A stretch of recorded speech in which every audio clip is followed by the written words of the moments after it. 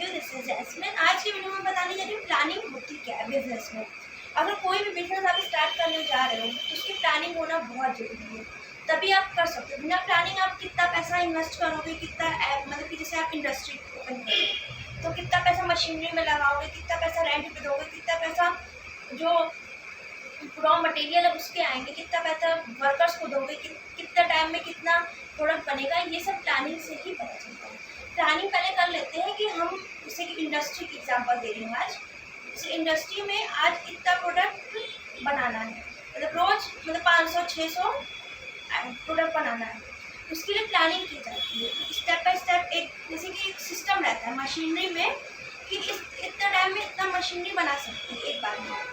उसके अकॉर्डिंग पहले आप डिसाइड करो कि मशीनरी कैसी खरीदनी है, कि मतलब कि कोई भी मशीनरी जितनी महंगी खरीदोगे उतने ही हाई स्टॉक में वो बनाएगी एक बार में।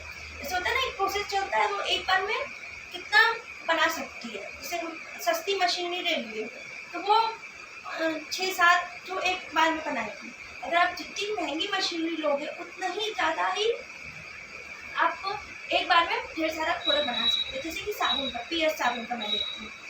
पियर साबुन अगर मशीनरी मतलब प्लानिंग हुई है पियर साबुन बनाने की, सबसे पहले क्या हुआ होगा, पहले डिसाइड हुआ होगा कि हमें करना क्या है। करना क्या है ये भी प्लानिंग हो गई, और कैसे होगा ये भी प्लानिंग कर दी। जैसे कि करना क्या है, मतलब कि हमें साबुन प्रोड्यूस करना है, ऐसा साबुन प्रोड्यूस करना है कि जो स्किन को सॉफ्ट भी रखे और स्मेल भी अच्छी हो, और उसमें नाम भी देना है। नाम भी देना एक सोचने का रहता है, इसका नाम क्या देंगे, पियर्स नाम दिया गया, इसके लिए बहुत सोच समझ के नाम दिया गया होगा कि जैसे जिसके जो नाम रहता है उसके अकॉर्डिंग उसका वर्क भी होना चाहिए।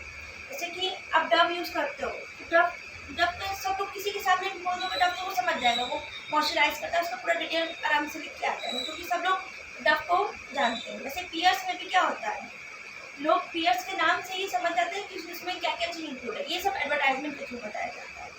जैसे कोई भी अगर आप प्रोडक्ट कर रहे हो तो कैसा, पहले आप डिसाइड करोगे कि क्या बना रहे हो, किस चीज़ पे बना रहे हो।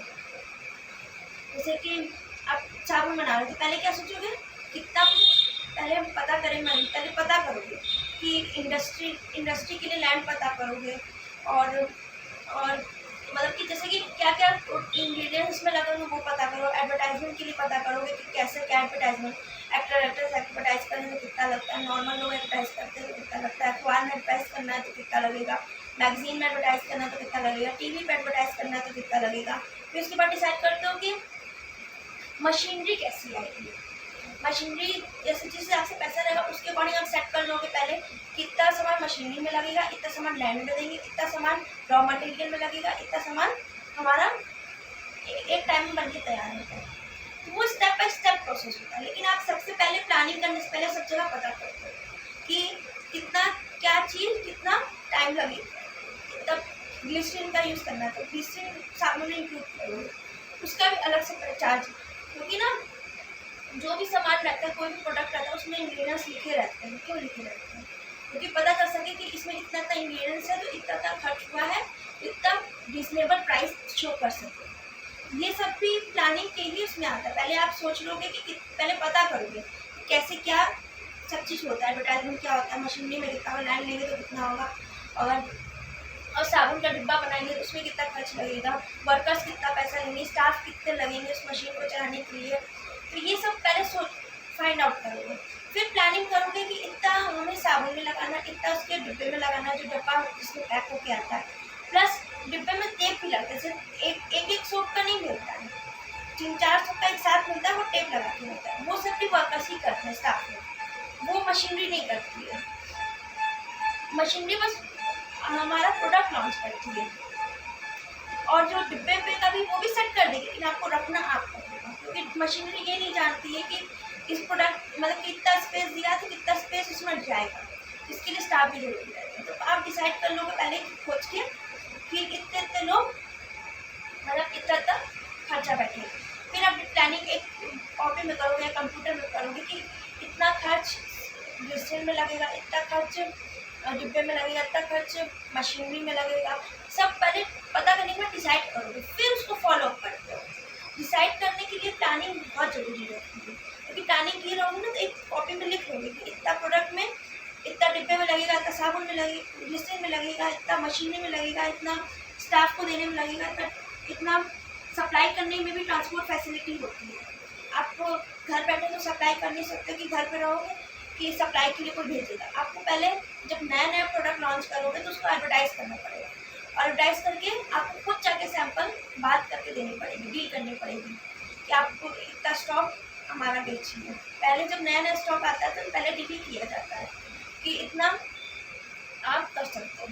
तो उसके बाद जब आप बात करोगे तो वो ट्रांसपोर्ट फैसिलिटीज भी होगी, ट्रांसपोर्ट फैसिलिटी में कितना खर्च आएगा, सप्लाई करने में कितना है। पहले तो जब आपका सोप अगर चलने लग जाएगा, खुद जो जहाँ जिसको सोप की जरूरत है वो खुद ट्रांसपोर्ट फैसिलिटी देगा, वर्कर्स भेजेगा कि आप डिब्बे डिब्बे मतलब कार्टून में पूरा पैक किया हुआ इतना इतना सामान।